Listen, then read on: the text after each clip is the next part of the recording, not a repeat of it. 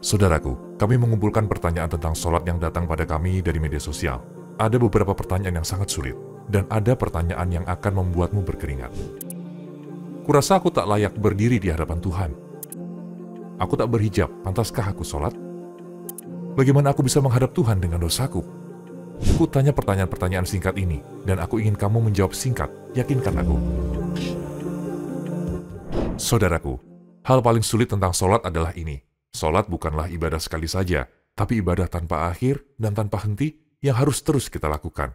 Karena sholat adalah ibadah yang harus dilakukan setiap beberapa jam, setiap hari, sholat bukanlah ibadah yang dilakukan sekali saja. Sulit dilakukan bagi banyak orang. Bagaimana menurutmu? Apa artinya tanpa akhir? Rasanya seperti jutaan tahun, tapi tidak juga.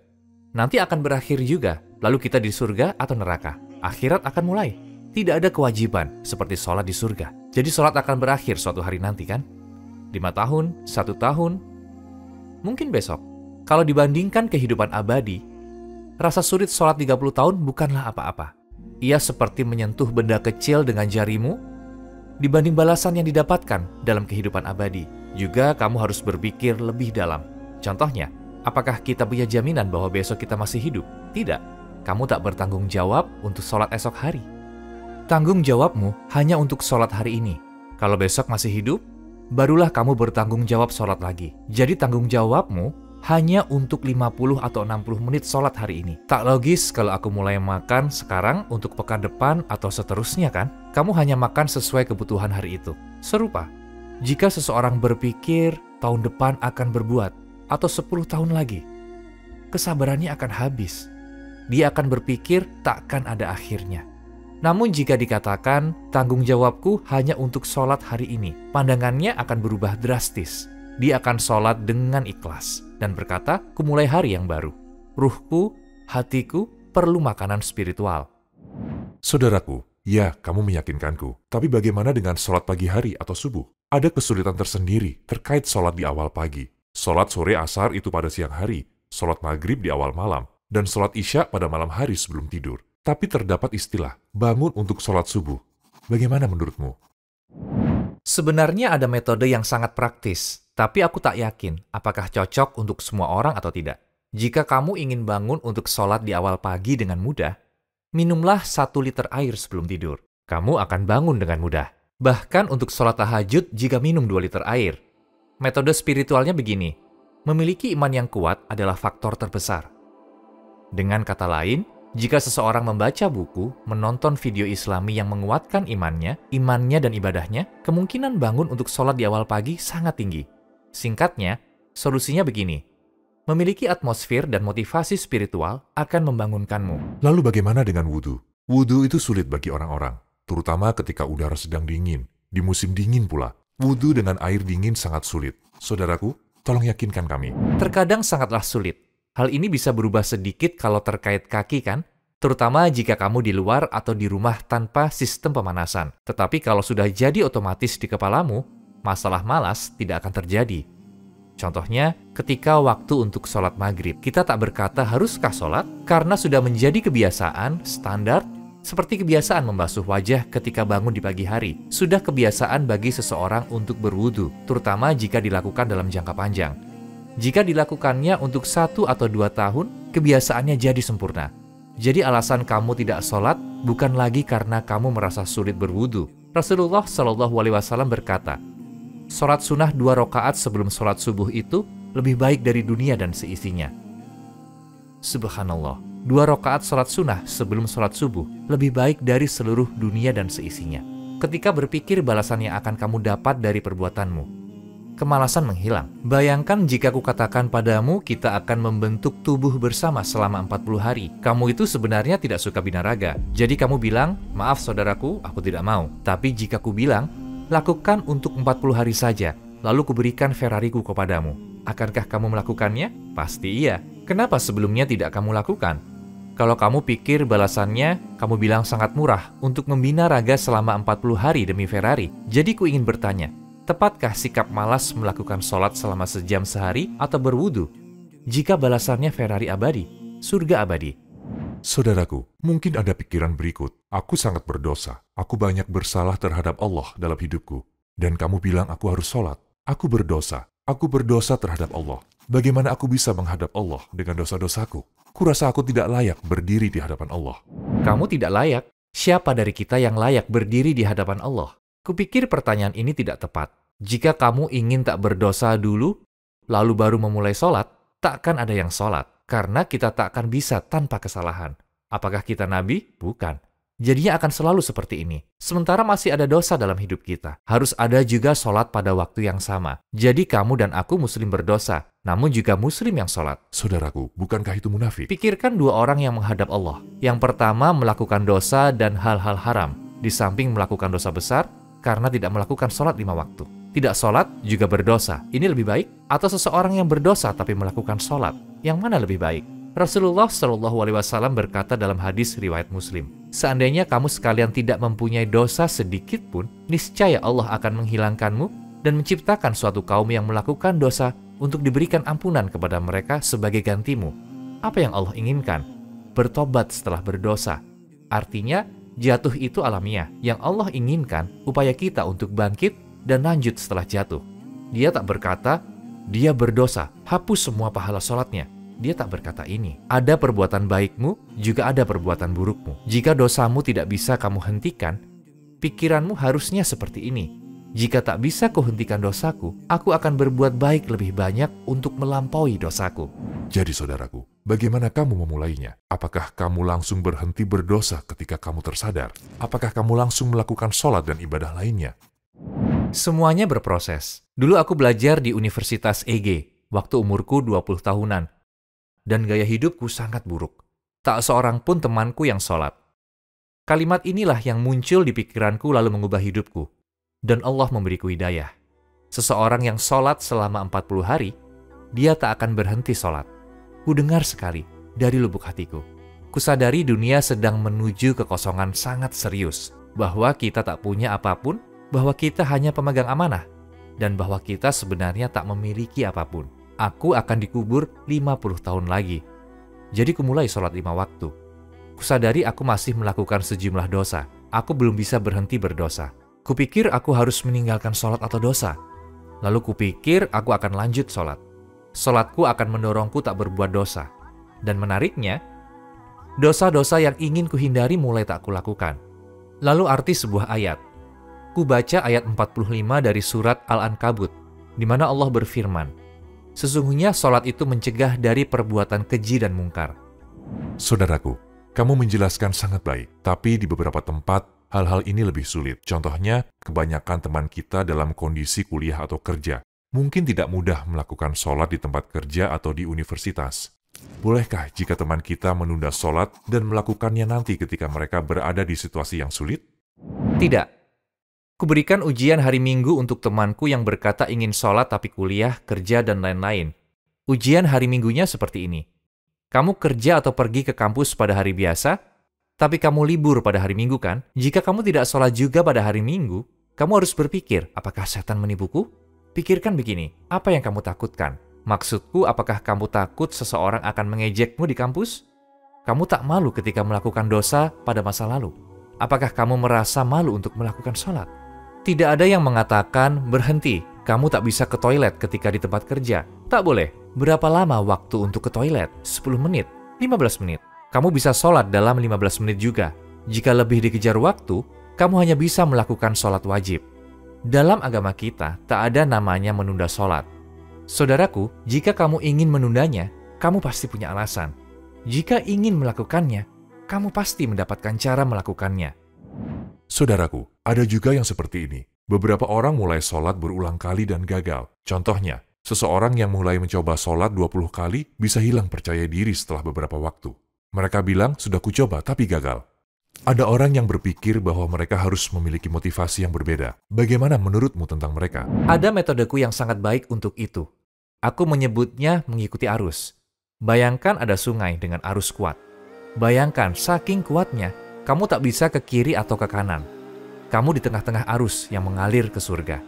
Kamu jadi mengikuti arus saja. Bayangkan ini seperti dosa di kanan dan di kiri. Kamu di tengah-tengah. Arus ini secara otomatis membawamu ke surga. Benar kan? Arusnya kuat, tak bisa berenang ke kiri atau ke kanan. Apa yang dimaksud arus pada contoh ini? Arus adalah teman sejati, teman agamis, teman yang membawamu ke jalan Allah. Ketika mengecek daftar teman WhatsApp-mu, lihat 20 orang. 20 orang seperti ini. Jika dari 20 orang itu adalah orang yang melakukan sholat, bertakwa dan beribadah, mereka pasti membawamu dalam arus ke tempat indah. Di sisi lain, jika arusnya sangat kuat tapi membawamu ke neraka, maksudku teman jahat, ia akan menghalangimu melakukan sholat atau beribadah. Hal terbaik untuk dilakukan adalah jika kamu meningkatkan interaksimu dengan teman yang mengarahkanmu ke kebaikan, kamu akan ke tempat yang baik. Kita semua manusia. Kita terdampak oleh orang-orang di sekitar kita. Kita terpengaruh buku yang kita baca, video yang kita tonton. Jika kamu memilih dengan hati-hati sumber yang mempengaruhimu, buku, video, orang, kamu ibarat masuk ke sungai yang arusnya membawa ke tempat indah. Sejumlah wanita bermasalah begini. Aku tak berhijab. Bagaimana aku bisa sholat jika aku tidak mematuhi perintah hijab? Tak bisa. Mungkin ada yang berpikir begitu. Bagaimana menurutmu? Suatu waktu, ibuku pergi ke masjid, mungkin di dalam pusat perbelanjaan. Dia berkata, "Anakku, tahukah kamu banyak wanita yang tak berhijab namun sholat di masjid? Mereka ke masjid mengambil mukena dari tas mereka lalu sholat." Aku terkejut, dan dia meneruskan, "Ada banyak wanita yang juga berhijab tapi tidak sholat." Menarik. Apakah benar atau salah? Pasti tidak benar tak berhijab. Sulit untuk berhijab, tapi pikiran ini tak benar juga. Karena aku tak berhijab, sholatku tidak sah. Itu semua tidak benar. Tidak ada ulama yang pernah berkata begitu. Kamu melakukan sholat sekaligus berhijab dan memenuhi kewajiban fardumu. Dengan kata lain, kita semua melakukan semua ini secara sadar kan? Berpikirlah seperti ini. Kecepatanmu 200 km ketika mengemudi. Polisi melihatmu lalu menghentikanmu. Kamu tidak memakai sabuk pengaman dan kamu melampaui batas kecepatan. Polisi berkata, "Kenapa kamu melampaui batas kecepatan?" Apakah lalu aku berkata begini, "Karena aku melanggar aturan tentang memakai sabuk pengaman, kuputuskan melanggar semua aturan." Begitukah? Tidak. Setidaknya kamu tidak ingin membayar denda terkait sabuk, ya kan? Kita mungkin melakukan dosa, tapi itu tak menghalangi kita melakukan sholat. Bahkan jika seseorang tak berhijab, ibadah-ibadahnya yang lain dihitung ditambah dengan sholatnya. Dia harus terus melakukan sholat dengan syarat dia harus berhijab ketika sholat, kan? Insya Allah, sholat akan menjadi sarana untuk berhijab seiring waktu. Saudaraku, ketika aku pertama melakukan sholat, aku menikmatinya. Aku tak bisa mendapatkan kenikmatan itu lagi. Kenapa begitu? Dan apa solusinya? Ya, itu satu hal yang paling sering terjadi ketika seseorang mulai sholat. Dampak memulai sholat dapat terlihat jelas, karena ruhnya sangat lapar dalam waktu lama. Kamu tahu, ketika kamu makan, ketika lapar, kamu dapat lebih banyak rasa dari biasanya. Jadi, ketika seseorang terbiasa sholat, dia tak bisa lagi merasa lapar seperti pertama kali. Dia harus fokus pada makna agar merasakannya. Dia harus berpikir tentang rahmat Allah, kebutuhannya menghadap Allah. Jadi dia bisa merasakan atmosfernya. Ketika seseorang mulai melakukan sholat, Allah memberikannya kenikmatan pada hari pertama agar dia tetap sholat. Allah mendorongnya, tapi tak berapa lama Allah menguji keikhlasan hambanya dengan menghilangkan kenikmatan. Apakah dia sholat karena nikmat? Atau dia tetap sholat ketika tak nikmat lagi? Seseorang terbukti ikhlas ketika dia tetap berbuat walaupun tak nikmat. Tingkatnya lebih tinggi. Dengan kata lain, fakta bahwa kamu tidak bisa merasa nikmat bukan berarti tingkatanmu rendah. Sebaliknya, hal ini menunjukkan bahwa kamu bisa mencapai sesuatu. Kalau tidak, pencarian kenikmatan yang berkelanjutan dalam ibadah berubah menjadi penyembahan bersyarat. Jika nikmat, aku sholat. Jika tidak, tak sholat. Bisakah kita berkata begitu? Tentu tidak. Ibadah hanya karena nikmat mengurangi keikhlasan beribadah. Kita harus beribadah karena Allah. Kenikmatan hanyalah pendorong saja. Akhirnya izinkanku mengutip kata-kata Umar radhiyallahu anhu. Suatu hari seorang lelaki berkata kepada Umar radhiyallahu anhu, "Aku tidak sholat, tapi Allah tidak menghukumku sama sekali." Umar radhiyallahu anhu menjawab, "Adakah hukuman yang lebih besar dari ini?" Saudaraku, pertanyaan terakhir. Apa pesanmu terhadap orang yang masih belum yakin? Lihatlah kehidupanmu. Kenapa kamu bernapas? Kenapa kamu hidup? Apa tujuan kehidupan? Menyelesaikan SMA, lulus dari universitas. Oke. Lalu, aku akan bekerja yang bagus. Oke. Lalu, aku akan mendapatkan banyak uang dan menjadi kaya. Oke. Lalu, semua hanyalah sarana. Kemana kamu akan pergi? Jangan jalan hidupmu begitu saja. Apa tujuanmu? Apakah di atas itu semua adalah tujuan manusia? Kamu tahu, ada pertanyaan ketika wawancara kerja. Di mana kamu melihat dirimu 10 tahun lagi? Kupikir kamu harus bertanya hal ini. Di mana kamu melihat dirimu setelah 100 tahun? Pertanyaannya sangat serius. Pikirkan tentang 100 tahun lagi. Di mana kamu akan berada? Izinkan aku menjawab. Kamu pasti akan berada di bawah tanah, tanpa terkecuali. Apakah kamu Muslim? Ya, kami Muslim. Apa yang menjadi perintah mutlak dalam agama Islam? Sholat. Kenapa tak kamu lakukan? Kamu bekerja 12 jam sehari. Kamu dapat sejumlah gaji. Kamu berusaha keras untuk bosmu. Kamu melakukan tugas yang lebih sulit dari sholat. Untuk apa? Untuk uang. Di sisi lain, Tuhanmu memberikanmu surga abadi. Surga abadi dan tak berakhir.